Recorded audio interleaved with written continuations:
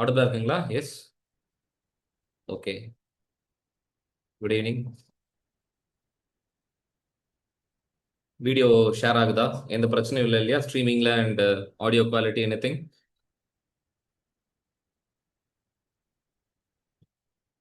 Start பண்ணலாமா? Yes, எல்லாம் கிளியரா இருக்கு இல்லையா? Okay done. ஓகே. ஸோ ஒரு சின்ன introduction. I am Ashok. I will be handling your environment sessions. Okay. So போக போக will get to know other things எல்லாமே. ஸோ நம்ம அகாடமியில் I am also the part of team who are handling UPSC part of environment. Okay. So யூபிஎஸ்சியுமே நான் தான் environment teach பண்ணிட்டு இருக்கேன் நம்ம அகாடமியில். அண்ட் டிஎன்பிசியில் இப்போ குரூப் 1, குரூப் 2 அண்ட் 2A இதுலையுமே பார்த்தீங்கன்னா என்வாயன்மெண்ட்டுக்கான வெயிட்டேஜ் அப்படிங்கிறது ரீசெண்ட் இயர்ஸாக வந்து பார்த்தீங்கன்னா அதிகப்படுத்தியிருக்காங்க. ஸோ அந்த பெர்ஸ்பெக்டிவ்ல நம்ம வந்து பார்த்தீங்கன்னா என்வாயன்மெண்ட் அப்படிங்கிறது எந்த அளவுக்கு இம்பார்ட்டன்ட், ஏன் வந்து பார்த்தீங்கன்னா என்வாயன்மெண்ட்கான வெயிட்டேஜ் அப்படிங்கிறது மாடர்ன் டேல இன்க்ரீஸ் ஆகிட்டு இருக்கு எல்லா இடத்துலையும் அப்படின்னு. ஓகே. Yes, I understand. இது நம்ம என்வாயன்மெண்ட் டெமோ அப்படிங்கிறது it is with respect to TNPSC அப்படிங்கிறது. பட் ஆனால் ஒரு சின்ன ஒரு ஃபேக்ட் உங்ககிட்ட சொல்லணும் அப்படின்னா, நம்மளுக்கு இங்கே ஜென்ரல் ஸ்டடீஸ் இருக்குங்க இல்லையா? சொசைட்டி இருக்கு, வி ஹாவ் ஜாகிரபி, அதுக்கப்புறம் வந்து பார்த்தீங்கன்னா பாலிட்டி, இந்த மாதிரி தனித்தனியாக பிரித்து பிரித்து சிலபஸில் வந்து பார்த்தீங்கன்னா டிஃப்ரெண்ட் ஜென்ரல் ஸ்டடீஸ் கொடுத்துருப்பாங்க. ஓகே. அதே மாதிரி தான் யூபிஎஸ்சிலையுமே 4 ஜென்ரல் ஸ்டடீஸ் பேப்பர் இருக்கு. ஓகே. இப்போ இந்த என்வாயன்மெண்ட்ல நிறைய பிரச்சனை இருக்கிறனால வந்து பாத்தீங்கன்னா கவர்மெண்ட் என்ன பண்றாங்க அப்படிங்கிறது GS2ல கேட்க ஆரம்பிக்கிறாங்க, பாலிட்டி பேப்பர்ல கேட்க ஆரம்பிக்கிறாங்க. எத்திக்ஸ் வந்து பாத்தீங்கன்னா அருண் சார் உங்களுக்கு கவர் பண்ணியிருப்பாரு கரெக்டா? எத்திக்ஸ் பேப்பர் ஆஃப் யூபிஎஸ்சிலையுமே என்வாயன்மெண்ட்டுக்கான வெயிட்டேஜ் அதிகமாகுது. ஈவன் தோ என்வாயன்மெண்ட் GS3 பேப்பரா இருந்தாலும் யூபிஎஸ்சியில மற்ற பேப்பர்லயும் வந்து பாத்தீங்கன்னா என்வாயன்மெண்ட் பத்தி கேட்க ஆரம்பிக்கிறாங்க. ஏன்னா அந்த அளவுக்கு ஒரு பெரிய பிரச்சனையா என்வாயன்மெண்ட், அதாவது சுற்றுச்சூழலை சார்ந்த பிரச்சனைகள் அப்படிங்கிறது அதிகமாகிட்டே வருது. புரியுதுங்களா? அதனாலதான் யூனியன் பப்ளிக் சர்வீஸ் கமிஷன்லயும் சரி, இப்போ எல்லா ஸ்டேட் பப்ளிக் சர்வீஸ் கமிஷன்லயும் சரி என்வாயன்மெண்ட்டை வந்து ஒரு முக்கியமான டாபிக்கா எடுத்து பேச ஆரம்பிக்கிறாங்க. புரியுதுங்களா? ஏன்னா அடுத்து நீங்க சிவில் சர்வெண்டா ஆனதுக்கு அப்புறம் ஒரு மிகப்பெரிய பிரச்சனையா நீங்க எதிர்கொள்ள வேண்டியது எதுவா இருக்கும்னா இந்த சுற்றுச்சூழலும் சுற்றுச்சூழல் சார்ந்த பிரச்சனைகள் தான். ஓகே. ஸோ அந்த பெர்ஸ்பெக்டிவ்ல தான் என்வாயன்மெண்ட் அப்படிங்கிறது ரொம்ப ரொம்ப இம்பார்ட்டண்டா நம்ம பார்க்கணும். ஸோ என்வாயன்மெண்ட்டை பத்தி நம்ம ஒரு ஐடியா எடுத்துக்கணும் அப்படின்னா யூபிஎஸ்சியில் வந்து ஒரு 6 சாப்டருக்குள்ள இது அடக்கிடும். புரியுதுங்களா? டிஎன்பிஎஸ்சிக்கும் யூபிஎஸ்சிக்கும் பெருசா டிஃபரன்ஸே கிடையாதுங்க. என்ன, யூபிஎஸ்சியில கொஞ்சம் அனாலிட்டிக்கலா இருக்கும், கொஞ்சம் நீங்க என்ன பண்ணுவோம் லிங்க் பண்ணி எழுதுற மாதிரி இருக்கும். ஆனா டிஎன்பிஎஸ்சியில ரொம்ப டைரக்டாவே கொஸ்டின்ஸ் கேட்கறாங்க. கொஞ்சம் எம்பசிஸ் அப்படிங்கிறது தமிழ்நாடு சம்பந்தப்பட்ட பிரச்சனைகள், தமிழ்நாட்டில் என்ன கவர்மெண்ட் வந்து ஸ்டெப்ஸ் எடுக்கிறாங்க, இதை வந்து கேட்கறாங்க. புரியுதுங்களா?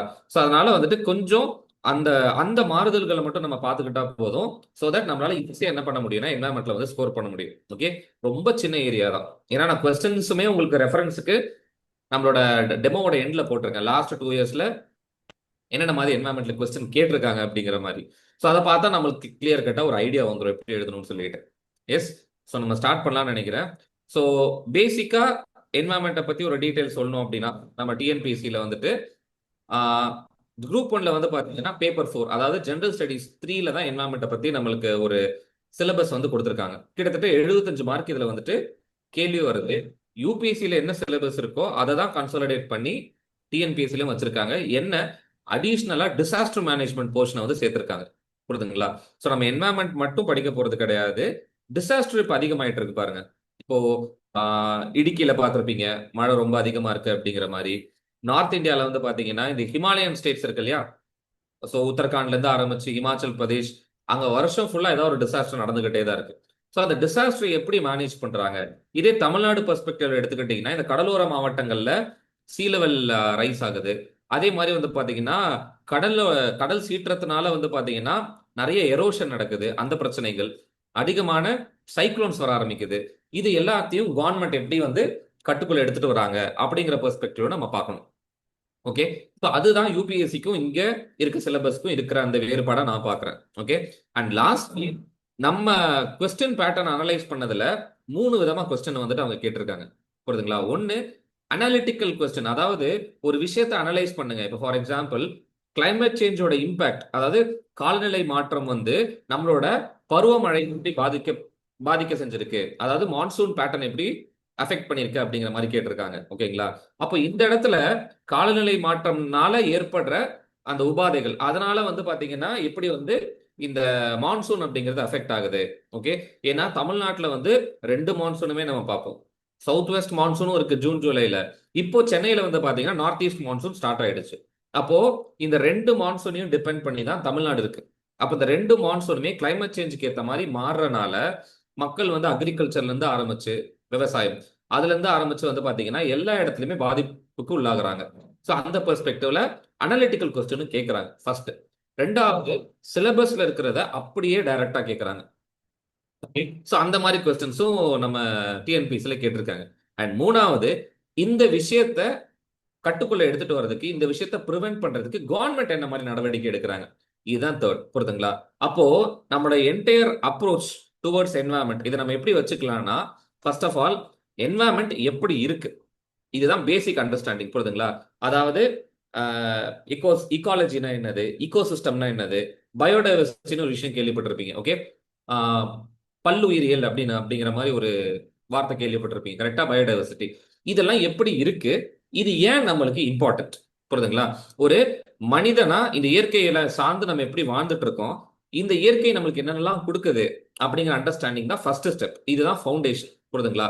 ரெண்டாவது என்னன்னு பாத்தீங்கன்னா, இந்த மனுஷன் இயற்கை கிட்ட இருந்து எவ்வளவு எடுத்துக்கிறான், அந்த எடுத்துக்கிற விஷயம் வந்து இயற்கையினால திரும்ப ரீப்ளனிஷ் பண்ண முடியுதா. புரியுதுங்களா? சோ எப்ப வந்துட்டு மனுஷன் அதிகமா இயற்கை கிட்ட இருந்து சுரண்ட ஆரம்பிக்கிறானோ அப்பதான் இந்த பிரச்சனை அப்படிங்கிறது ஆரம்பிக்குது. கரெக்டா? இது second step, intermediate level. Okay, and third தான் என்னன்னா, இந்த இயற்கையினால என்னென்ன பிரச்சனைகள் வருது, இத மனுஷன் திரும்ப எப்படி வந்து சால்வ் பண்றான், இதுதான் தேர்ட் ஸ்டெப். ஓகே, சோ கிட்டத்தட்ட இந்த 3 ஃப்ரேம் ஒர்க்ல நம்ம என்ன பண்ணிடலாம்னா என்வாயன்மெண்ட் அஸ் அ பேப்பரை வந்து உள்ளடக்கிடலாம். ஸோ ஃபர்ஸ்ட் நம்மளுக்கு அண்டர்ஸ்டாண்டிங் தெரியணும், என்வாயன்மெண்ட் ஏன் இம்பார்ட்டன்ட், என்ன ஏது அப்படிங்கிற மாதிரி. ரெண்டாவது, மனுஷனுக்கும் என்வாயன்மெண்ட்டுக்கும் இருக்கிற அந்த ரிலேஷன்ஷிப்பை படிக்கிறோம், அதனால வர நெகட்டிவ்ஸ் படிக்கிறோம். அண்ட் மூணாவது வந்து பாத்தீங்கன்னா, கவர்மெண்ட் இந்த பிரச்சனைகளை சால்வ் பண்றதுக்காக என்னென்ன விஷயங்கள் பண்றாங்க. ஸோ கவர்மெண்ட் அப்படின்னு எடுத்துக்கிட்டோம்னா, கவர்மெண்ட்டை வந்து நம்ம 3 விதமா இடத்துல பிரிக்கிறோம் எக்ஸாம் பாயிண்ட் ஆஃப் வியூல. ஸோ தமிழ்நாடு கவர்மெண்ட் என்ன பண்றாங்க, யூனியன் லெவல்ல நேஷனல் கவர்மெண்ட் என்ன பண்றாங்க, மூணாவது குளோபல் லெவல்ல எல்லா கவர்மெண்ட்டும் சேர்ந்து என்ன பண்றாங்க அப்படிங்கிறது. ஸோ இப்படி நம்ம பிரிச்சு படிச்சோம்னா நம்மளால ஈஸியா அந்த சப்ஜெக்டை வந்து கவர் பண்றாங்க. புரியுதுங்களா? ஸோ நம்ம எப்படி நம்மளோட அப்ரோச்ல என்ன தப்பா இருக்குன்னு பாத்தீங்கன்னா, அதாவது ஒரு பிரச்சனையை படிக்கிறோம் அப்படின்னா அதை வந்து முழுமையா படிக்கிறது கிடையாது. ஸோ அந்த ஃப்ரேம் ஒர்க்குள்ள அடக்கிறது கிடையாது. புரியுதுங்களா? என்னைக்குமே ஒரு காம்படிட்டிவ் எக்ஸாம் ப்ரிப்பேர் பண்ணும்போது அந்த லார்ஜர் ஃப்ரேம் ஒர்க் அப்படிங்கிறது நம்மளுக்கு தெரியணும். அந்த ஃப்ரேம் ஒர்க்குள்ள நீங்க என்ன பண்ணணும், சின்ன சின்னதா ஸ்டெப் பை ஸ்டெப்பா ஒர்க் பண்ணும்போது அந்த அந்த ப்ரிப்பரேஷன் அப்படிங்கிறதே டோட்டலா முழுமை அடைஞ்சிடும். ஸோ அவங்க எப்படி கேள்வி கேட்டாலும் உங்களால என்ன பண்ண முடியும்னா எழுத முடியும். ஓகே, நம்ம என்ன பண்றோம்னா சிலபஸ் அதுக்கு வந்துட்டு ஒரு செட் ஆஃப் கண்டென்ட் இதை மட்டும் படிச்சுட்டு போறனால தான் நிறைய பேர் கொஞ்சம் வெளியே வந்து கேள்வி கேட்கும் போது மாட்டிக்கணும். புரியுதுங்களா?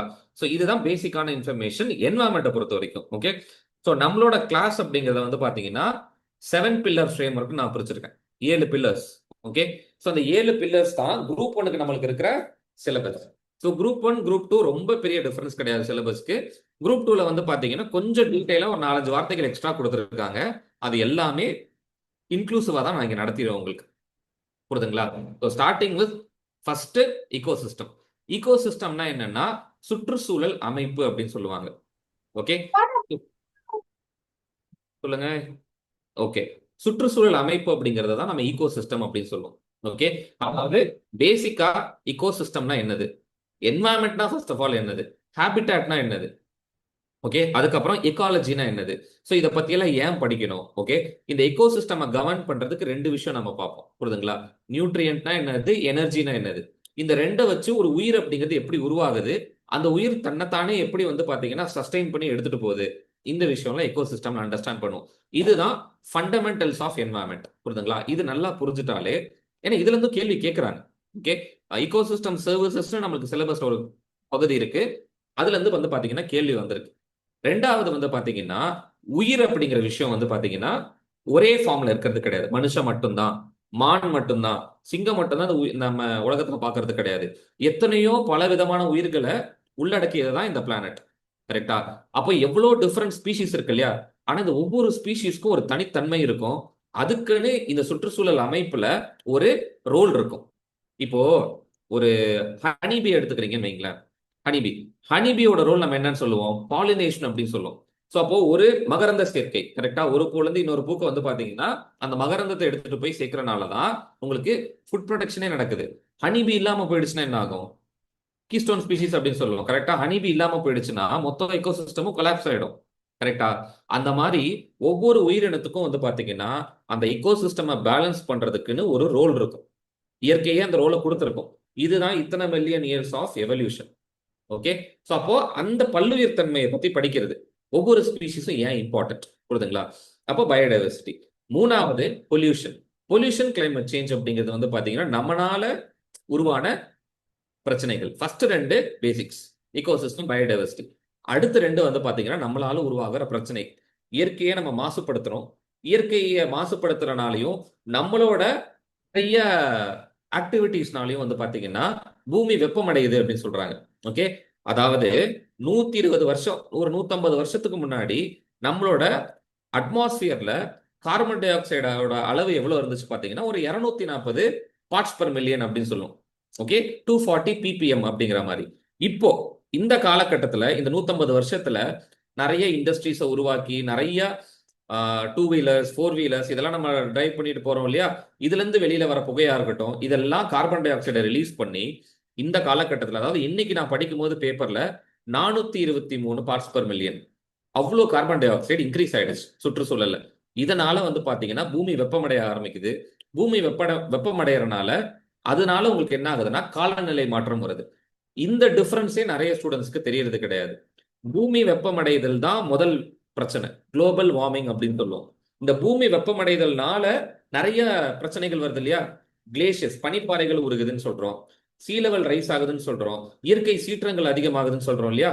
இதை தான் நம்ம என்னவா பாக்குறோம் அப்படின்னா காலநிலை மாற்றம் அப்படின்னு சொல்றோம், கிளைமேட் சேஞ்ச். அப்போ குளோபல் வார்மிங், கிளைமேட் சேஞ்ச் அப்படிங்கிறது வந்து பாத்தீங்கன்னா இந்த சிக்கன் அண்ட் எக் ரிலேஷன்ஷிப் மாதிரி. கோழில இருந்து முட்டை வந்ததா இல்ல முட்டையில இருந்து கோழி வந்ததா, நம்மளுக்கு பதில் தெரியாது இல்லையா. அந்த மாதிரி தான் இந்த குளோபல் வார்மிங்னால கிளைமேட் சேஞ்ச் இன்னும் இன்டென்சிஃபை ஆகும். கிளைமேட் சேஞ்ச் அதிகமாச்சுன்னா இன்னுமே உங்களுக்கு குளோபல் வார்மிங் என்ன ஆகும், வேகமா தீவிரமா நடக்க ஆரம்பிக்கும். அப்போ இந்த ரிலேஷன்ஷிப் எல்லாம் என்னது, இதனால டிஃப்ரெண்ட் கைண்ட் ஆஃப் எக்கோசிஸ்டம், கடல்ல இருந்து ஆரம்பிச்சு நிலத்துல இருந்து டிஃப்ரெண்ட் கைண்ட்ஸ் ஆஃப் எக்கோசிஸ்டம் எப்படி பாதிப்புக்குள்ளாகுது அப்படிங்கிறதையுமே கிளைமேட் சேஞ்ச்ல பார்ப்போம். அடுத்து வேஸ்ட் மேனேஜ்மெண்ட், எனர்ஜி. இது எனக்காக நான் பிரிச்சிருக்கேன். இன்னொன்னு உங்களோட அண்டர்ஸ்டாண்டிங் இப்படி படிக்கும் போது இன்னும் பெட்டரா இருக்கும். நம்ம எப்படி இதுக்கான பிரச்சனைகளுக்கான சொல்யூஷனை கொடுக்குறோம், வேஸ்ட் எப்படி மேனேஜ் பண்றோம். முந்தைய காலத்துல எல்லாம் வந்து பாத்தீங்கன்னா பெட்ரோலை யூஸ் பண்ணி எனர்ஜி எடுத்துட்டு இருந்தோம், கரியை யூஸ் பண்ணி எனர்ஜி எடுத்துட்டு இருந்தோம். இப்போ கிரீன் எனர்ஜின்னு பேசுறோம், கிரீன் வெஹிக்கிள்ஸ் வந்துருச்சு. இப்போ டெல்லியில வந்து பாத்தீங்கன்னா பிரச்சனை என்னது, பட்டாசு வெடிக்கலாமா வெடிக்க கூடாதா. ஓகே. இன்னைக்கு தான் சுப்ரீம் கோர்ட் என்ன சொல்லியிருக்காங்க, கிரீன் கிராக்கர்ஸை யூஸ் பண்ணலாம்னு சொல்லியிருக்காங்க கரெக்டா. அப்போ கிரீன் கிராக்கர்ஸ்னா என்னது. ஓகே. அண்ட் டெல்லியில வின்டர் பொல்யூஷன் ஆக்ஷன் பிளான் ஒன்று கொண்டு வந்திருக்காங்க. மேபி டிஎன்பிசியில் அந்த அளவுக்கு ஃபோக்கஸ் பண்ணுவாங்களா அப்படிங்கிறத நம்ம பார்க்கணும், டெல்லியை ஸ்பெசிஃபிக்காக கேட்பாங்களான்னு. பட் டெல்லியில இருந்து ஏர் பொல்யூஷனை கண்ட்ரோல் பண்றதுக்கு ஒரு ஃப்ரேம் ஒர்க் கொடுத்துருக்காங்க, புரியுதுங்களா. And lastly environmental impact assessment and miscellaneous topics. இந்த 7 பில்லர் ஃப்ரேம் ஒர்க்காக தான் நம்ம என்வாயன்மெண்ட்டை பிரிச்சிருக்கோம், புரியுதுங்களா. ஸோ இதுக்கான டீடைல்டான சிலபஸை நான் ஒவ்வொரு ஸ்லைட்ல உங்களுக்கு டிஸ்பிளே பண்ணியிருக்கேன். ஓகே. ஸோ ஃபர்ஸ்ட் ஒன் பார்த்தீங்கன்னா ஈகாலஜி. நான் பேசிக்காக சொன்ன மாதிரி ஈகாலஜினா என்னது, study of interaction between living and non living components அப்படின்னு சொல்லுவோம், புரியுதுங்களா. அதாவது சுற்றுச்சூழல்னு எடுத்துக்கிட்டீங்கன்னா உயிருள்ள காம்பனன்ட்ஸும் இருக்கு, உயிரற்ற காம்பனன்ட்ஸும் இருக்கு. பயோட்டிக், ஏபயோட்டிக் அப்படின்னு சொல்லுவோம். இப்ப தண்ணி அப்படிங்கிறது உயிர் இல்லாதது. ஓகே.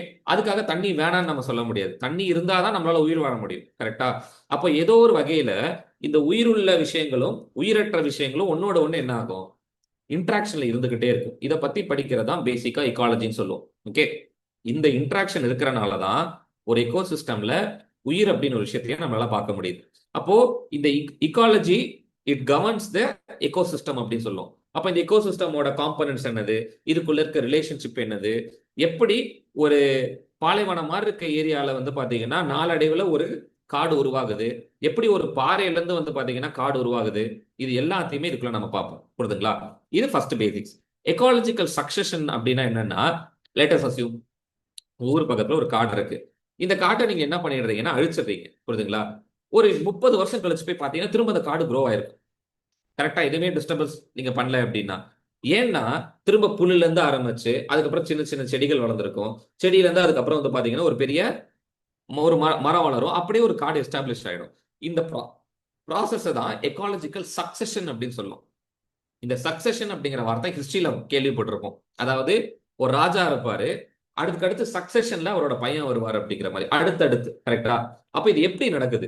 ஒரு புல்லு எப்படி வந்து பாத்தீங்கன்னா ஒரு செடி ரீப்ளேஸ் பண்ணுது, இந்த செடி எப்படி ஒரு மரம் ரீப்ளேஸ் பண்ணுது, இதை பத்தி படிக்கிறது தான் இக்காலஜிக்கல் சக்சஷன் அப்படின்னு சொல்லுவோம். புரியுதுங்களா? அண்ட் 4வது டாபிக் குரூப் 1 சிலபஸ்ல இருக்கிறது ஈகோசிஸ்டம் சர்வீசஸ். ஈகோசிஸ்டம் சர்வீசஸ்க்கு நம்ம ஃபார் எக்ஸாம்பிள் ஒரு காடே எடுத்துப்போம் நம்ம எக்ஸாம்பிளுக்கு. இந்த காட்டுல இருந்து நம்மளுக்கு என்னெல்லாம் கிடைக்குது அப்படின்னு பாத்தீங்கன்னா, சுத்தமான காத்து கிடைக்குது, ஆக்சிஜன், கார்பன் டை ஆக்சைடை அப்சர்வ் பண்ணிக்குது. அங்க இருக்க லோக்கல் கிளைமேட்டை வந்து பாத்தீங்கன்னா காத்து ரெகுலேட் பண்ணும். 4வது மழை வர்றதுக்கு காரணமா இருக்கும். நாய்ஸ் பொல்யூஷனை கண்ட்ரோல் பண்ணும். கரெக்டா? சாயில்ல இருக்க பொல்யூஷன் எல்லாத்தையுமே அது உறிஞ்சுக்கும் காடு. அதை வந்து திரும்ப என்ன பண்ணும் உங்களுக்கு, அதை பத்தி பயோ ரெமெடியேஷன் அப்படின்னு சொல்லுவோம். அந்த ப்ராசஸ் பேர் திரும்ப அந்த கெமிக்கல்ஸை பிரேக் டவுன் பண்ணும். ஸோ கிட்டத்தட்ட நானே ஒரு 6 விஷயம் சொல்லிட்டேன். புரியுதுங்களா? அப்போ டிஃப்ரெண்ட் எக்கோசிஸ்டம்ல இருந்து நம்ம என்ன மாதிரி பலனை பெற்றுக்கிறோம் அப்படிங்கிறது தான் ஈகோசிஸ்டம் சர்வீசஸ் அப்படின்னு சொல்லுவோம். புரியுதா? இதுதான் fundamental first part of our syllabus ecology அப்படிங்கிறது. புரியுதுங்களா? 2வது பயோடைவர்சிட்டி. பயோடைவர்சிட்டி தான் நான் உங்களுக்கு என்னன்னு சொன்னேன், பல்லுயிரியல் அப்படின்னு சொன்னேன். நம்ம சிலபஸ்ல அதிகப்படியான என்ன சொல்றது மென்ஷன் இருக்கிறது வந்து பாத்தீங்கன்னா பயோடைவர்சிட்டி தான். ஓகே, அப்போ இந்த பல்லுயிர் தன்மை அப்படிங்கிறது என்னது, பல்லுயிர் தன்மை ஏன் முக்கியம், இதுதான் பேசிக்கா பார்ப்போம். நம்மளோட ஆக்டிவிட்டிஸ்னால நிறைய அனிமல்ஸ் எக்ஸ்டிங்க்ட் ஆக ஆரம்பிச்சிருச்சு. கரெக்டா? ஃபார் எக்ஸாம்பிள், நம்ம ஊர்ல பாத்தீங்கன்னா சீட்டான ஒரு அனிமல் இருந்தது, ஏசியாட்டிக் சீட்டான்னு, நார்த் இந்தியால. ஆனா வந்து பாத்தீங்கன்னா அது சுத்தமா சுட்டே அந்த நம்ம என்ன பண்ணிட்டோம், ஹண்ட் பண்ணி டோட்டலா அழிச்சிட்டோம். இப்போ ஆப்பிரிக்கால இருந்து ஆப்பிரிக்கன் சீட்டாவை எடுத்துட்டு வந்து இங்க எக்ஸ்பெரிமெண்டேஷன் பண்ணிட்டு இருக்கோம். கரெக்டா? அப்போ இந்த மாதிரி ஏன் பண்றோம்னா ஆல்ரெடி அழிஞ்சு போச்சு. ஸோ ஏதோ ஒரு நம்மளோட ஆக்டிவிட்டிஸ்னால இங்க இருக்க உயிரினங்கள் பாதிப்புக்குள்ளாகுது, நாளடைவில் அழிஞ்சு போயிடுது. புரியுதுங்களா? அப்போ இதை கன்சர்வ் பண்ண வேண்டியது ரொம்ப இம்பார்ட்டண்டா இருக்கு. புரியுதுங்களா? அதை பத்தி பேசுறது தான் இந்த பார்ட் ஆஃப் சிலபஸ். பயோடைவர்சிட்டி ஹாட்ஸ்பாட்னு ஒரு விஷயம் இருக்கு பாருங்க. தேர்ட், இந்தியாவிலேயே 4 பயோடைவர்சிட்டி ஹாட்ஸ்பாட் மட்டும்தான் இருக்கு. Okay, Himalaya, north east India, அதாவது அசாம், மேகாலயா அந்த இடங்கள், வெஸ்டர்ன் காட்ஸ் நம்மளோட மேற்கு தொடர்ச்சி மலை, 4வது அந்தமான நிக்கோபார். ஏன் இதை பயோடைவர்சிட்டி ஹாட்ஸ்பாட் அப்படின்னு சொல்றோம்னா, கிட்டத்தட்ட அதிகப்படியான உயிரினங்களை இங்கதான் பார்க்க முடியும். நீங்க பேப்பர் சும்மா ஃபாலோ பண்ணிட்டு இருந்தீங்கன்னா தெரியும், ஏதாவது ஒரு புது உயிரினத்தை வந்து பிடிச்சிட்டோம், ஒரு சின்ன இன்செக்ட், ஒரு தவளை அப்படிங்கிற மாதிரி சொல்றாங்கன்னா கண்டிப்பா மேற்கு தொடர்ச்சி மலையா இருக்கும், இல்லாட்டி நார்த் ஈஸ்டா இருக்கும். ஏன்னா இங்கதான் நிறைய உயிரினங்கள் இன்னும் கண்டெடுக்கப்படாம இருக்கு. அதனாலதான் ஹாட்ஸ்பாட் அப்படின்னு சொல்றோம், நிறைய உயிரினங்கள் இங்கே இருக்கிறனால. அப்ப அந்த ஹாட்ஸ்பாட் ஏன் முக்கியம், அதோட சிக்னிபிகன்ஸ் என்ன, இது ஃபேஸ் பண்ற த்ரெட்ஸ் என்னன்னு சொல்லிட்டு பிரச்சனைகளை பார்த்து முடிச்சிட்டோம். செகண்ட் பார்ட் ஆஃப் சிலபஸ் என்ன பேசுதுன்னா, இந்த பயோடைவர்சிட்டியை நம்ம எப்படி கன்சர்வ் பண்ணணும் அப்படின்னு சொல்லிட்டு.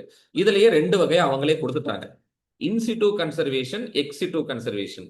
இன்சிட்டுனா ஒரு உயிரினத்தை அது இருக்கிற ஹாபிட்டாட், ஓகே, அது எங்க அதோட வாழ்விடத்திலேயே வச்சு கன்சர்வ் பண்றது தான் இன்சிட்டு அப்படின்னு சொல்லுவோம். For example, national park, wildlife sanctuary. சொல்லுங்க.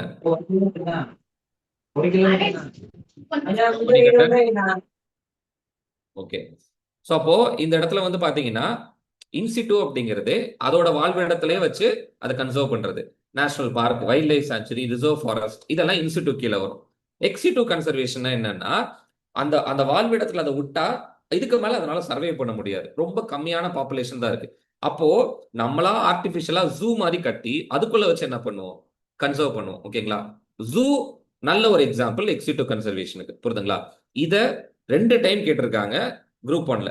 போன முறையும் கேட்டிருக்காங்க, அதுக்கு முந்தின முறையும் பாத்தீங்கன்னா நேஷனல் பார்க்னா என்னது, வைல்ட் லைஃப் சாங்சுரினா என்னது, பயோஸ்பியர் ரிசர்வ்னா என்னது, இது 3த்துக்கும் இருக்க வித்தியாசம் எழுதுங்கன்னு நம்ம குரூப் 1 இதுல கேட்டிருக்காங்க ஆக்சுவலா மெயின்ஸ்ல. புரியுதுங்களா? ஸோ அது ரொம்ப இம்பார்ட்டன்ட். அதுக்கு அடுத்து 3 இம்பார்ட்டன்ட் மெஷர்ஸ். இது 3மே வந்து பாத்தீங்கன்னா குளோபல் லெவல்ல நம்ம பாக்குறது. சைட்ஸ்னு ஒரு கன்வென்ஷன் இருக்கு, ஐயூசிஎன் அப்படிங்கிறது ஒரு பாடி, 3வது கன்வென்ஷன் ஆன் பயாலஜிக்கல் டைவர்சிட்டி அப்படிங்கிறது ஒரு கன்வென்ஷன். சார் இந்த கன்வென்ஷனுக்கும் பாடிக்கும் என்ன டிஃபரன்ஸ் அப்படின்னா, ஃபார் எக்ஸாம்பிள், இந்தியால ஒரு மானை நீங்க சுட்டீங்க அப்படின்னா அது குற்றம்னு சொல்றாங்க. எதுக்கு கீழே, வைல்ட் லைஃப் ப்ரொடெக்ஷன் ஆக்ட் ஒன்று இருக்கா, 1972. ஸோ அந்த சட்டத்துக்கு கீழே ஒரு மானை சுட்டுறோம் இல்லாட்டி ஒரு புலியை சுடுறோம் அப்படின்னா நம்மளுக்கு 7 வருஷம் சிறை தண்டனை கொடுப்பாங்க. கூடவே வந்து பாத்தீங்கன்னா 1 லட்சம் ரூபாவோ, ஐ திங்க் 1 லட்சம் டு 10 லட்சம் அந்த லெவல்ல பெனால்டி போடுவாங்க. கரெக்டா? அப்போ ஒரு ரூல் அப்படிங்கிறது நம்மளுக்கு வேணும், ஒரு சட்டம் அப்படிங்கிறது வேணும் ஒண்ணு. ரெண்டாவது இந்த சட்டத்தை என்ஃபோர்ஸ் பண்றதுக்கு ஒரு பாடி இருக்கும், கரெக்டா? இப்போ இந்தியாவில் மினிஸ்ட்ரி ஆஃப் என்வரன்மெண்ட் இருக்கு. ஓகே. அதே மாதிரி வைல்ட் லைஃப் சார்ந்த கிரைமை கண்ட்ரோல் பண்றதுக்கு ஒரு பாடி இருக்கு, wild life crime control bureau. புரியுதுங்களா? டைகர் ரிசர்வ் ப்ரொடெக்ட் பண்றதுக்கு நேஷனல் டைகர் கன்சர்வேஷன் அத்தாரிட்டின்னு ஒரு பாடி இருக்கு. ஓகே. அப்போ சட்டம் மட்டும் இருந்தா பத்தாது, சட்டத்தை என்ஃபோர்ஸ் பண்றதுக்கு ஒரு பாடி வேணும். புரியுதுங்களா? எப்படி கான்ஸ்டிடியூஷன் ஆஃப் இந்தியான்னு ஒன்று படிக்கிறோம், சட்டங்கள் படிக்கிறோம். இந்த சட்டத்தை வயலேட் பண்ணும்போது ஜுடிஷியரின்னு ஒருத்தவங்க உள்ள வராங்க இல்லையா, சுப்ரீம் கோர்ட், ஹை கோர்ட் எல்லாமே அவங்க பாடி. இந்த சட்டம் அப்படிங்கிறது அடிப்படையான விஷயம், அதை என்ஃபோர்ஸ் பண்றதுக்கு ஒரு பாடி வேணும்.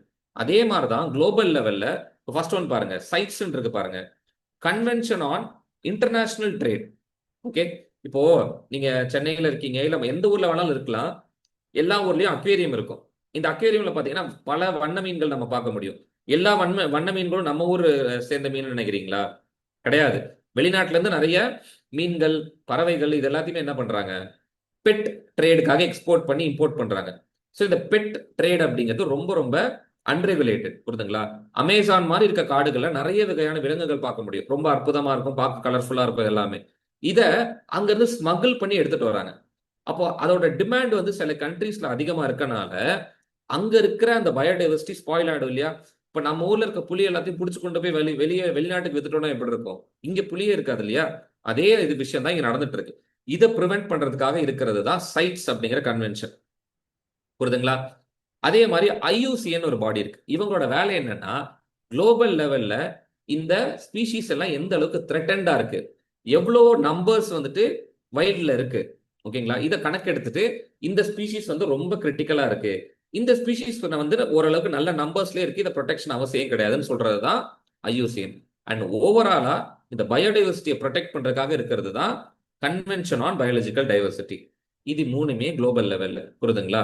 லாஸ்டா இந்தியாவில் இருக்கிறது தான் பயோடைவர்சிட்டி ஆக்ட் அப்படின்னு சொல்லுவோம். ரீசெண்டா நோட் பண்ணீங்களா, நம்ம ஈரோட்ல எலாத்தூர் லேக் அப்படிங்கிறத பயோடைவர்சிட்டி ஹெரிடேஜ் சைட் இது கொடுத்துருப்பாங்க. எத்தனை பேருக்கு தெரியும்? இப்போ அதுக்கு அடுத்து வந்து பாத்தீங்கன்னா நாகமலையை வந்து பயோடைவர்சிட்டி ஹெரிடேஜ் சைட்டா அறிவிக்கிறதா சொல்லியிருக்காங்க. ஐ திங்க் நாகமலை வந்து மதுரை இல்லையா, எலாத்தூர் லேக் அப்படிங்கிறது ஈரோடு. படிச்சீங்களா பேப்பர்ல? நான் சொல்றது வித்தின் இந்த ஒரு போன மாசம் இருக்கும் எலாத்தூர் லேக். நாகமலை வந்து ஒரு 2 வாரம் கூட இருக்காது. ஓகே. பேப்பர் வந்துட்டு ஓரளவுக்கு நீங்க படிக்கணும், ஏன்னா தமிழ்நாடு சார்ந்த விஷயங்கள் எல்லாம் இங்கேயும் கேட்கலாம். ஓகே. அரிட்டாப்பட்டி தான் ஃபர்ஸ்ட், மதுரையில் இருக்கு இல்லையா அரிட்டாப்பட்டி. அரிட்டாப்பட்டி தான் இந்தியாவில் பயோடைவர்சிட்டி ஹெரிடேஜ், சாரி தமிழ்நாட்டோட ஃபர்ஸ்ட் பயோடைவர்சிட்டி ஹெரிடேஜ் சைட். இப்போ எலாத்தூர் லேக் வந்துருச்சு, நாகமலை நோட்டிஃபை பண்ணிட்டாங்க, இதெல்லாம் நியூஸ்ல வந்த விஷயங்கள். இது எல்லாமே பயோடைவர்சிட்டி கீழே பார்ப்போம். ஓகே. அண்ட் மூணாவது வந்து பாத்தீங்கன்னா பொல்யூஷன். பொல்யூஷன் அவங்களே கொடுத்துட்டாங்க, air, water, soil, thermal pollution, noise pollution. புரியுதுங்களா? இதை டீடைலா கிளாஸ்லயே நம்ம பார்த்துருவோம். அந்தந்த பொல்யூஷன் பார்க்கும் போதே அதுக்காக என்ன ரூல்ஸ் இருக்கு, அதுக்காக என்ன பாடி இருக்கு, அவங்களோட ரோல் என்ன, அவங்களோட ஃபங்க்ஷன்ஸ் என்ன, அதுல என்ன பிரச்சனைகள் இருக்கு அப்படின்னு சொல்லிட்டு அங்கங்க நம்ம பார்த்துருவோம். ஓகே. ஏன்னா பொல்யூஷன் ப்ரிவென்ஷன் அண்ட் கண்ட்ரோல்னு வரும்போது இப்ப ஏர் பொல்யூஷனுக்கு ஏர் பொல்யூஷன் ஆக்ட் இருக்கு, வாட்டர் பொல்யூஷனுக்கு ஆக்ட் இருக்கு, மற்ற 3 பொல்யூஷனுக்கு ஆக்ட் கிடையாது, ரூல்ஸ் மட்டும் தான் இருக்கு. இது எல்லாத்தையுமே டீடைலா நம்ம கிளாஸ்லயே we will discuss. என்ன மாதிரி பொல்யூஷனுக்கு என்ன மாதிரி டெக்னாலஜி இருக்கு அப்படிங்கிற மாதிரியுமே நம்ம வந்து பாத்துருவோம். ஓகேங்களா? அண்ட் ரொம்ப இம்பார்ட்டன்டா நம்ம பார்க்கறது கிளைமேட் சேஞ்ச். இந்த காலநிலை மாற்றம் ஏன் நடக்குது, இதனோட இம்பாக்ட் ஆன் நம்ம பருவமழையில எப்படி இது இம்பாக்ட் பண்ணுது, ஓகே, ஓவராலா நம்மளோட என்வாயன்மெண்ட் சுற்றுச்சூழலை இது எப்படி பாதிக்குது கிளைமேட் சேஞ்ச் அப்படிங்கிறது, இது எல்லாமே we will discuss. Okay. Climate சேஞ்சை நேஷனல் லெவல்ல எப்படி மிட்டிகேட் பண்றோம், அதாவது ப்ரிவென்ட் பண்ண ட்ரை பண்றோம், தமிழ்நாடு என்ன ஸ்டெப்ஸ் எடுத்திருக்காங்க, குளோபல் லெவல்ல இப்ப சிஓபி நடக்க போகுது இல்லையா, படிச்சுட்டு இருக்கீங்க தானே, பார்த்துட்டு இருப்பீங்கன்னு நினைக்கிறேன். இப்போ இந்த என்வரன்மெண்ட் மினிஸ்டர் கூட போய் அடாப்டேஷன் ரொம்ப இம்பார்ட்டன்ட் அப்படிங்கிற மாதிரி பேசிட்டு இருந்தாரு, கரெக்டா? ஸோ என்ன பண்றாங்க அப்படிங்கிற மாதிரி நம்ம பார்க்கணும். ஸோ இப்போ என்ன காலகட்டத்தில் இருக்கோம்னா, நம்மளோட ஆவரேஜ் டெம்பரேச்சர் இருக்கு இல்லையா, இது எப்படியும் 1.5 டிகிரி செல்சியஸ்க்குள்ள நம்ம ப்ரிவென்ட் பண்ணணும். நம்ம குளோபல் ஆவரேஜ் டெம்பரேச்சர் இருக்கு இல்லையா, பூமியோட ஒரு ஆவரேஜ் டெம்பரேச்சர் இது ரொம்ப அதிகமா மேல போயிட்டு இருக்கு. இது மேல போகாம எப்படியாவது 1.5 டிகிரி செல்சியஸ்க்குள்ள இதை ப்ரிவென்ட் பண்ணணும், இல்ல அட்லீஸ்ட் 2 டிகிரி செல்சியஸ்க்குள்ள ப்ரிவென்ட் பண்ணணும்னு பேசுறது தான் பாரிஸ் அக்ரிமெண்ட். ஓகே. அதுக்கான முன்னெடுப்புகளை வருஷம் வருஷம் சிஓபி மூலியமா யுஎன்எஃப்சிசின்னு ஒரு கன்வென்ஷன் இருக்கு. ஓகே. ஸோ அந்த யுஎன்எஃப்சிசி கீழே நம்ம பண்ணிட்டு இருக்கோம். புரியுதுங்களா? அதுக்காக ஒவ்வொரு கண்ட்ரி கிட்ட இருந்து அவங்க என்ன எதிர்பார்க்கறாங்கன்னா, நீங்க இந்த வருஷத்துக்கு எவ்வளவு ப்ரிவென்ஷன் கொண்டு வந்திருக்கீங்க, எவ்வளவு மிட்டிகேஷன் கொண்டு வந்திருக்கீங்க, எவ்வளவு மரங்களை நட்டிருக்கீங்க, அதை வந்து எங்க கிட்ட கொடுங்க அப்படிங்க, எவ்வளவு கார்பன் டை ஆக்சைடை கட்டுப்படுத்திருக்கீங்க. ஓகே, இதுதான் விஷயம். இதுதான் நேஷனலி டிட்டர்மைன்டு கான்ட்ரிபியூஷன் அப்படின்னு சொல்லுவோம். புரியுதுங்களா? இது எல்லாமே ஒரே கண்டென்ட். காலநிலை மாற்றம்னா என்னது, அதோட இம்பாக்ட் என்னது, அதுக்கப்புறம் மூணாவது அதை வந்து நம்ம ப்ரிவென்ட் பண்றதுக்கு தமிழ்நாட்டில் என்ன பண்றோம், நேஷனல் லெவல் என்ன பண்றோம், குளோபல் லெவல் என்ன பண்றோம். இதுதான் விஷயம். இதுதான் கிளைமேட் சேஞ்ச்ல நம்ம பார்க்க போறோம். புரியுதுங்களா? இது வந்து fourth topic. Okay. And waste management and energy ரொம்ப மினிமலா தான் கொடுத்துருக்காங்க. பட் ஆனால் கொஸ்டின் கேட்டிருக்காங்க. பயோமைனிங் அளவுக்கு கொஸ்டின் கேட்டிருக்காங்க. ஓகே. பயோமைனிங்னா உங்களுக்கு என்னன்னு தெரியும்னு நினைக்கிறேன். அதாவது மைனிங் அப்படிங்கிறத தாண்டி இப்போ நிறைய இ வேஸ்ட் ஜென்ரேட் பண்றோம் இல்லையா, நம்மளோட லேப்டாப்பா இருக்கட்டும், போன்ஸா இருக்கட்டும், உள்ள இருக்க சர்க்கியூட்ல வந்து பாத்தீங்கன்னா நிறைய டிஃப்ரெண்ட் கெமிக்கல்ஸ் இருக்கும். ஓகே, நிறைய எலிமெண்ட்ஸ் இருக்கும், கோல்டு கூட இருக்கும் ஆக்சுவலா. இந்த கோல்டெல்லாம் எக்ஸ்ட்ராக்ட் பண்றதுக்காக நிறைய மைக்ரோ ஆர்கானிசம் யூஸ் பண்றாங்க. இது எல்லாத்தையும் தான் நம்ம பயோ மைனிங் அப்படின்னு சொல்லுவோம். அந்த பயோ மைனிங் வந்து பாத்தீங்கன்னா டிஎன்பிஎஸ்சில கேட்டிருக்காங்க. ஸோ அந்த லெவல்ல வேஸ்ட் ரெக்கவரியை பத்தி கேட்கறாங்க. புரியுதுங்களா? அப்போ என்னென்ன வேஸ்ட் மேனேஜ்மெண்ட் ரூல்ஸ் இருக்கு, எப்படி நம்ம அதெல்லாம் பண்றோம். ஓகே. ரெண்டாவது பார்ட் வந்து energy, clean and green. Solar எனர்ஜினா என்னது, விண்ட் எனர்ஜி என்னது, மற்ற ரினியூவபிள் சோர்சஸ் ஆஃப் எனர்ஜி என்னது, கிரீன் ஹைட்ரஜன் என்னது, எலக்ட்ரிக் வெஹிக்கிள்ஸோட பாசிட்டிவ்ஸ் நெகட்டிவ்ஸ் என்னது. ஓகே, இது எல்லாமே வந்து பாத்தீங்கன்னா இந்த டாபிக் கீழே நம்ம டிஸ்கஸ் பண்ணுவோம். Waste management and energy. புரியுதுங்களா? And disaster. டிசாஸ்டர் நான் சொல்லணுங்கிற அவசியமே கிடையாது. ஏதோ ஒரு இடத்துல இந்தியால வருஷம் வருஷம் ஒரு பெரிய டிசாஸ்டர் நடந்துகிட்டு தான் இருக்கு. புரியுதுங்களா? இதை வந்து எப்படி கண்ட்ரோல் பண்றாங்க கவர்மெண்ட், இதுக்குன்னே ஒரு பாடி இருக்கு, என்டிஎம்ஏன்னு சொல்லுவோம் நேஷனல் லெவல்ல. இந்த பாடியோட சேர்மன் யாருன்னு பாத்தீங்கன்னா பிரைம் மினிஸ்டர். அந்த அளவுக்கு ஒரு முக்கியத்துவம் வாய்ந்த ஒரு இன்ஸ்டிடியூஷன் இந்த என்டிஎம்ஏ அப்படிங்கிறது. ஸ்டேட் லெவல்ல ஸ்டேட் டிசாஸ்டர் மேனேஜ்மெண்ட் அத்தாரிட்டின்னு ஒன்று இருக்கும். அவங்க என்ன பண்றாங்க அப்படின்னு பார்ப்போம். அண்ட் குளோபல் லெவல்ல செண்டாய் ஃப்ரேம் ஒர்க்னு ஒரு ஃப்ரேம் ஒர்க் இருக்கு. ஏன்னா டிசாஸ்டர் அப்படிங்கிறது இந்தியாவுக்கு மட்டும் இருக்கிற விஷயம் கிடையாது, எல்லா கண்ட்ரீஸுமே டிசாஸ்டர் எதிர்கொண்டுட்டு தான் இருக்காங்க. ஓகே. இப்போ ரீசெண்டா அமெரிக்கால வைல்டு ஃபயர் பார்த்திருப்பீங்க, ஜப்பான்ல சுனாமி பார்த்திருப்பீங்க. இந்த மாதிரி எல்லா இடங்கள்லயுமே டிசாஸ்டர் வந்துட்டு அதிகமாயிட்டு தான் இருக்கு. புரியுதுங்களா? அப்ப இது எப்படியாவது நம்ம தடுக்க முடியாது, ஆனா அதோட இம்பாக்டை மினிமைஸ் பண்ண முடியணும்ல. அதுக்கான குளோபல் ஃப்ரேம் ஒர்க் தான் செண்டாய் ஃப்ரேம் ஒர்க் அப்படின்னு சொல்லுவோம். செண்டாய் அது ஒரு நகரம் ஆக்சுவலா, அங்கதான் அந்த ஃப்ரேம் ஒர்க் வந்துட்டு உருவாக்கியிருப்பாங்க. இப்போ டிசாஸ்டர்ல இந்த ஆஸ்பெக்ட்ஸ் எல்லாமே will be discussing. Okay. And lastly இந்த டாபிக்ல இருந்து கொஸ்டின் கண்டிப்பா ஒன்று வந்துருது. என்வாயர்மெண்ட் இம்பாக்ட் அசஸ்மெண்ட்னா ஒரு பெரிய டேம் கட்டுறதுக்கு முன்னாடியோ இல்ல ஒரு பெரிய மேன்மேட் ப்ராஜெக்ட் வரதுக்கு முன்னாடி அவங்க என்ன கேரி அவுட் பண்ணுவாங்கன்னா, இது எப்படி சுற்றுச்சூழலை பாதிப்படைய போகுது அப்படிங்கிற மாதிரி. ரொம்ப ரீசெண்டா வந்து பாத்தீங்கன்னா நிக்கோபார் ஐலாண்ட் இருக்குல்ல, நம்ம அந்தமான், அங்க நிக்கோபார்னு ஒரு ப்ராஜெக்ட் வர போறதா சொல்லிட்டு இருக்காங்க. இதுக்கு பல தரப்புல இருந்து எதிர்ப்புகள் கிளம்பிட்டு இருக்கு. ஏன்னா அந்த இடம் வந்து ரொம்ப பிரிஸ்டீனான ஒரு எக்கோசிஸ்டம். அதாவது நிறைய அனிமல்ஸ் பார்க்க முடியும், நிறைய ட்ரைபல் பீப்புளும் இருக்காங்க நிக்கோபார் ஐலாண்ட். நாம இதை கட்டுறது மூலியமா அவங்களோட வாழ்வாதாரம் பாதிக்கும், அங்க இருக்கிற சுற்றுச்சூழலோட என்டையர் இதையே நம்ம கொலாப்ஸ் பண்ணிடுவோம்னு நிறைய பேர் இதை எதிர்த்துட்டு இருக்காங்க, என்வரன்மெண்ட் ஆக்டிவிஸ்ட் எல்லாம். அப்போ கவர்மெண்ட் என்ன பண்ணுவாங்கன்னா, இதை கட்டுறது மூலியமா அங்க என்ன இம்பாக்ட் நடக்குதுன்னு மெஷர் பண்ணுவாங்க. சப்போஸ் நம்மளோட அந்த இம்பாக்ட் அதிகமா இருக்கு, இந்த ப்ராஜெக்டோட என்ன சொல்றது பாசிட்டிவ்ஸ் கம்மியா இருக்கு அப்படின்னா அந்த ப்ராஜெக்டை இம்ப்ளிமெண்டே பண்ண மாட்டாங்க. ஆனா ரொம்ப முக்கியமான ப்ராஜெக்டா இருந்தா வேற வழி இல்ல, இம்ப்ளிமெண்ட் பண்ணிடுவாங்க. புரியுதுங்களா? ஸோ அதுல என்னென்ன ஸ்டெப்ஸ் இருக்கு, என்ன பண்ணுவோம், அது எல்லாமே இங்க டிஸ்கஸ் பண்ணுவோம். இது ரொம்ப இம்பார்ட்டன்ட், இந்த என்வரன்மெண்ட் இம்பாக்ட் அசஸ்மெண்ட். அதை தாண்டி சஸ்டைனபிள் டெவலப்மெண்ட்னு ஒரு விஷயம் இருக்கு இந்தியாவில். இந்தியான்னு கிடையாது, குளோபல் லெவல்ல இதை நோக்கி இந்தியா எப்படி போகுது. ஃபார் எக்ஸாம்பிள் பாவர்ட்டி இருக்கக்கூடாது, எல்லாத்துக்குமே வந்து பாத்தீங்கன்னா எஜுகேஷன் கிடைக்கணும். அதாவது என்வரன்மெண்ட் சம்பந்தமா நிறைய டார்கெட்ஸ் கொடுத்திருப்பாங்க. அதாவது லைஃப் ஆன் எர்த் எப்படி கன்சர்வ் பண்றது, லைஃப் பிலோ வாட்டர், அதாவது தண்ணிக்குள்ள இருக்க உயிரினங்கள் எப்படி கன்சர்வ் பண்றது, இந்த மாதிரி நிறைய டார்கெட் வந்து பாத்தீங்கன்னா இதுக்கு கீழே கொடுத்திருப்பாங்க. அதை நோக்கி இந்தியா எப்படி போயிட்டு இருக்குது, நீத்தி ஆயோக் இதை தனியா மெஷர் பண்றாங்க, இது எப்படி நடக்குது அப்படிங்கிறது தான் இது கீழே. புரியுதுங்களா?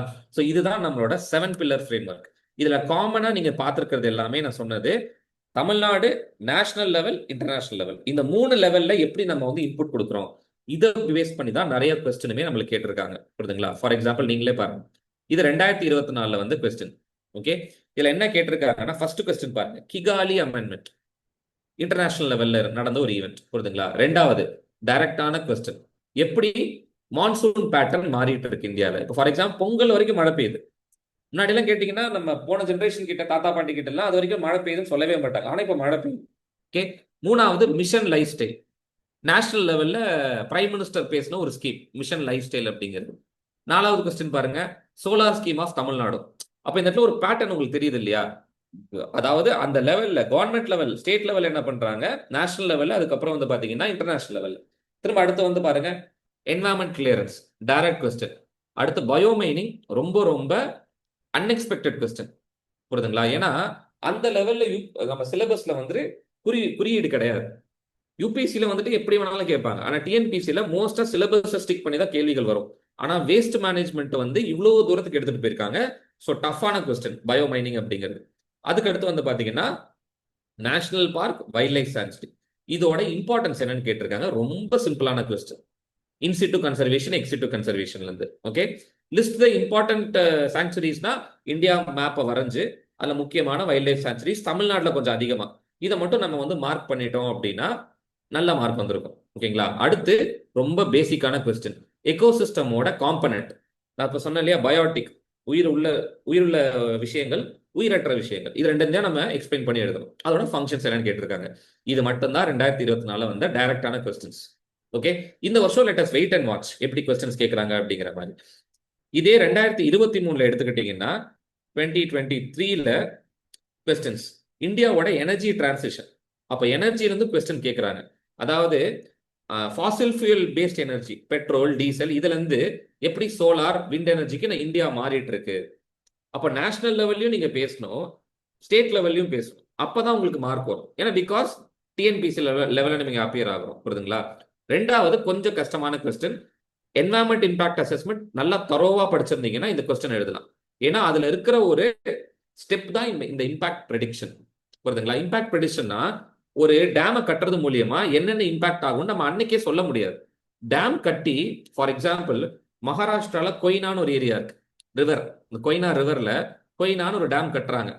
கட்டி முடிச்சு என்ன ஆகுது அப்படின்னா, ரொம்ப காலம் கழிச்சு, சொல்லுங்க ஷாமா, டவுட்டா? ஓகே. ரொம்ப வருஷம் கழிச்சு வந்து பாத்தீங்கன்னா அந்த இடத்துல வந்து நிலநடுக்கம் ஏற்படுது, எர்த்குவேக். அந்த பேரு ரிசர்வாயர் இன்டியூஸ்ட் சீஸ்மிசிட்டின்னு சொல்லுவோம். விச் மீன்ஸ் ஒரு இடத்துல அதிகப்படியான தண்ணி நிற்கும் போது இதனால என்ன ஆகுதுன்னா அந்த இடத்துல ஒரு சின்ன நிலநடுக்கம் ஏற்படுது. இதெல்லாம் நீங்க என்ன பண்ண முடியாது, டேம் கட்டுறப்போ ப்ரிடிக்ட் பண்ண முடியாது இல்லையா? ஒரு டேம் கட்டுறதுனால நிலநடுக்கம் வருமா அப்படிங்கிறது நம்மளுக்கே புதுமையா தான் இருக்கும். அப்ப இம்பாக்ட் ப்ரெடிக்ஷன் அப்படிங்கிறத ரொம்ப கஷ்டமான ஃபேஸ் கேட்டிருக்காங்க. ஸோ இப்போ இஏல இருந்து வந்து கொஸ்டின். மூணாவது வந்து பாத்தீங்கன்னா காம்போஸ்டிங், வேஸ்ட் மேனேஜ்மெண்ட், கம்போஸ்டிங் பண்றோம் இல்லையா அது. நாலாவது வந்து பாத்தீங்கன்னா Kunming Montreal global biodiversity framework. நம்ம கன்வென்ஷன் ஆன் பயோடைவர்சிட்டி சொன்னோம் இல்லையா, அதுல நடந்த ஒரு ஈவெண்ட் 2 வருஷத்துக்கு முன்னாடி, அதை டைரக்டா கேட்டிருக்காங்க. ஓகே. அது வந்து கரண்ட் அஃபேர்ஸ். அடுத்து ஈகோசிஸ்டம் ப்ரொடக்டிவிட்டி, பயோஜியோ கெமிக்கல் சைக்கிளிங். ஓகேங்களா? இதை நான் ரெண்டா சொன்னேன். ஒன்னு எனர்ஜி, இன்னொன்னு நியூட்ரியன்ட். இதுதான் உயிர் அப்படிங்கிற விஷயத்த சஸ்டெயின் பண்ணி எடுத்துட்டு போகுது அப்படிங்கிற மாதிரி நம்ம பார்த்திருக்கோம். கரெக்டா? இதை பத்தி டைரக்டான கொஸ்டின். அடுத்து கிளைமேட் சேஞ்ச்னால நடக்கிற ஸ்பீஷிஸ் எக்ஸ்டிங்ஷன். இது கொஞ்சம் கஷ்டமான கேள்வி. ஏன்னா அட்லீஸ்ட் ஒரு 3-4 ஸ்பீஷிஸ் நீங்க எக்ஸாம்பிளா எழுதணும். அப்ப அவங்களே கேட்டிருக்காங்க சூட்டபிள் எக்ஸாம்பிள்ஸ். ஸ்னோ லெப்பர்ட் ஒரு எக்ஸாம்பிளா எழுதலாம். புரியுதுங்களா? இந்த மாதிரி நான் சொல்றேன். அந்த அந்த 2023 நிறைய ஸ்பீஷிஸ் வந்து எக்ஸ்டிங்ட் ஆகிற மாதிரி நிறைய நியூஸ் வந்துச்சு. ஓகேங்களா? ஆஸ்திரேலியால அங்கங்க நிறைய இடங்கள்ல. அப்போ ஒரு 4-5 எக்ஸாம்பிள் எழுதி நீங்க வந்து இதை வந்து எழுதணும். ஓகே. அதுக்கடுத்து லேண்ட்ஸ்லைட் டிசாஸ்டர் வந்து ஒரு கொஸ்டின் கேட்டிருக்காங்க. அப்புறம் அந்த வருஷத்துக்கு முன்னாடி வருஷம் all India tiger estimation exercise வந்து கண்டக்ட் பண்ணியிருந்தாங்க. எவ்வளோ புலிகள் இருக்கு இந்தியாவில், எந்த டைகர் ரிசர்வ்ல அதிகமா இருக்கு, எங்க குறைஞ்சிருக்கு, எங்க இல்லை அப்படிங்கிறது. அதை பத்தி வந்து பாத்தீங்கன்னா தே ஹேவ் ஆஸ்க்ட். இப்போ all India tiger estimation exercise அடுத்து ஆரம்பிச்சுட்டாங்க. ட்ரைனிங் கொடுக்கறதா இன்னைக்கு தான் நியூஸ்லயே வந்துச்சு. புரியுதுங்களா? ஸோ அப்போ இது ஏற்கனவே கேட்டிருக்காங்க. அப்போ கரண்ட் அஃபேர்ஸுமே என்ன பண்றாங்க, இந்த இடத்துல அதை பேஸ் பண்ணி தான் கேள்விகள் உங்களுக்கு. புரியுதுங்களா? ஸோ அப்போ நம்மளோட பிளான் என்ன அப்படின்னு பாத்தீங்கன்னா, first will try to understand the basics. ரெண்டாவது, நான் நடத்தும் போதே உங்களுக்கு இன்டகிரேட்டடா கரண்ட் அஃபேர்ஸை வந்து சொல்லிக்கிட்டே வருவேன். ஓகே. இந்த வருஷத்துல இதெல்லாம் நடந்துச்சு, இதெல்லாம் கேட்கறதுக்கு வாய்ப்பு இருக்கு அடுத்த எக்ஸாம்ல அப்படிங்கிற மாதிரி. ஸோ இது ரெண்டாவது. மூணாவது, தமிழ்நாடு ஸ்பெசிபிக்கா எல்லா விஷயங்களையும் உங்களுக்கு நான் சொல்லிடுவேன். அதுதான் நிறைய பேர் மிஸ் பண்றது. புரியுதுங்களா? அதை நீங்க இப்போ அந்தந்த இடத்துல என்ன பண்ணும், இன்புட்டா கொடுத்துக்கிட்டே வரணும் எல்லா கொஸ்டின்லயுமே. இப்போ how to accelerate India's energy transition ஜேர்னின்னு கேட்டிருக்காங்க. ஓகே. இந்தியான்னு கேட்டிருந்தாலுமே ஃபர்ஸ்ட் ஆஃப் ஆல் இந்தியா என்ன பண்றாங்கன்னு எழுதி ஸ்டேட் லெவல்ல தமிழ்நாடு இதுக்கு கான்ட்ரிபியூட் பண்றாங்கன்னு எழுதுனீங்கன்னா இன்னும் பெட்டரா வந்து பாத்தீங்கன்னா உங்களுக்கு மார்க்ஸ் வந்துட்டு கிடைக்கும். புரியுதுங்களா? ஸோ அப்ப நம்மளோட கோர்ஸ்ல ஸ்பெஷாலிட்டி என்னன்னா ஃபண்டமெண்டல்ஸை தரவு பண்ணிடும். ரெண்டாவது கரண்ட் அஃபேர்ஸை நாங்களே கொடுத்துருவோம். மூணாவது தமிழ்நாட்டிலயும் என்ன பண்றாங்க அப்படிங்கிறது இங்க வந்து we will discuss. புரியுதுங்களா? அப்போ ஓவராலாவே உங்களுக்கு ஒரு ஐடியா வந்துடும் ஒவ்வொரு விஷயமுமே. இப்போ வெட்லேண்ட் ஆரம்பிச்சோம்னா வெட்லேண்ட்ல தமிழ்நாட்டில் என்ன பண்றாங்க, நேஷனல் லெவல்ல என்ன பண்றாங்க, இன்டர்நேஷனல் லெவல்ல ராம்சார்ல என்ன பண்றாங்க, இந்த ஸ்டெப் வைஸ் அப்ரோச் தான் நம்ம கிட்ட இருக்கும். அப்போ ஃபவுண்டேஷனல், இன்டர்மீடியட், அட்வான்ஸ்ட் இந்த மாதிரி போகும்போது இன்னுமே பெட்டரா உங்களுக்கு என்ன இருக்கும், அண்டர்ஸ்டாண்டிங் இருக்கும். உங்களால இன்னும் பெட்டரா ஆன்சர்ஸை வந்து ஈஸியா எழுத முடியும். ரொம்ப ரொம்ப ஈஸியான சப்ஜெக்ட், ரொம்ப இன்ட்ரெஸ்டிங்கான சப்ஜெக்ட். அண்ட் இப்போ மாடர்ன் டேல வந்து பாத்தீங்கன்னா அதிகப்படியான பிரச்சனை இருக்கிற subject. So as a civil சர்வெண்டா நீங்க அதிகமா சொல்யூஷன் கொடுக்க போறது காலநிலை மாற்றம், இந்த சுற்றுச்சூழல் பாதிப்பு இதுக்காக தான் இருக்கும் இனி வர காலங்கள்ல. அதனால வந்து வெறும் சப்ஜெக்டா படிக்காம ஒரு சிவில் சர்வெண்டா உங்களை நினைச்சிட்டு நீங்க என்ன பண்ணும், இதை வந்து இந்த சப்ஜெக்ட் அப்ரோச் பண்ணீங்கன்னா இந்த சப்ஜெக்ட்டும் கிடையாது எல்லா சப்ஜெக்ட்டுமே அப்படி யோசிச்சு படிச்சீங்கன்னா இன்னும் பெட்டரா உங்களுக்கு புரிதல் இருக்கும். ஓகே. ஸோ இதுதான் என்னோட ஒரு சின்ன அட்வைஸ், அவ்வளவுதான் with respect to preparation. Yes, clear, done. Okay.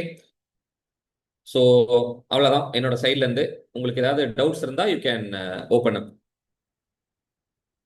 Okay. இது சார்ந்த ஏதாவது டவுட் இருக்கு இப்ப நம்ம பார்த்த டெமோல என்னென்ன மாதிரி விஷயங்கள் உங்களுக்கு இனியும் தேவைப்படும் அந்த மாதிரி ஏதாவது இருந்ததுன்னா நீங்க தாராளமா அன்மியூட் பண்ணி கேட்கலாம், இல்லாட்டி மெசேஜ் பண்ணலாம்.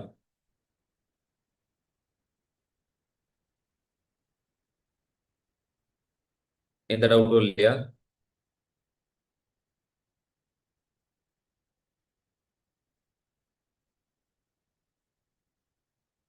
சொல்லுங்க Lakshmi Kanthan.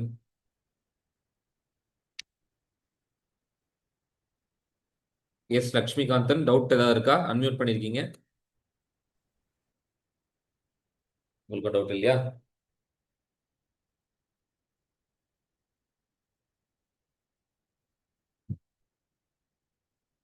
S,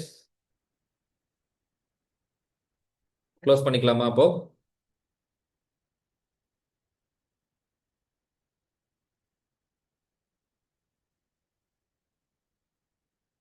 okay, done. So thank you. So நம்ம டெலிகிராம் சேனல்ல வந்து ஜாயின் பண்ணுங்க. வர அப்டேட்ஸை வந்து ஃப்ரீக்வெண்ட்டாக ஃபாலோ பண்ணுங்க. ஸோ தட் உங்களுக்கு ஹோலிஸ்டிக்கான ஒரு கனெக்ட் அப்படிங்கிறது கிடைக்கிறோம் பிட்வீன் சப்ஜெக்ட்ஸ்ல இருந்து எல்லாமே. ஓகே. ஸோ இனி வர டெமோஸும் வந்து பார்த்தீங்கன்னா மறக்காம தவறாம அட்டன் பண்ணுங்க. ஸோ தட் உங்களோட ப்ரிப்பரேஷனை எங்களால் எந்த அளவுக்கு வந்து என்ரிச் பண்ண முடியுமோ எங்க சைட்லேருந்து நாங்கள் கண்டிப்பாக will do that. Okay. So கிளாஸ்ல பார்ப்போம். நெக்ஸ்ட். தேங்க்யூ.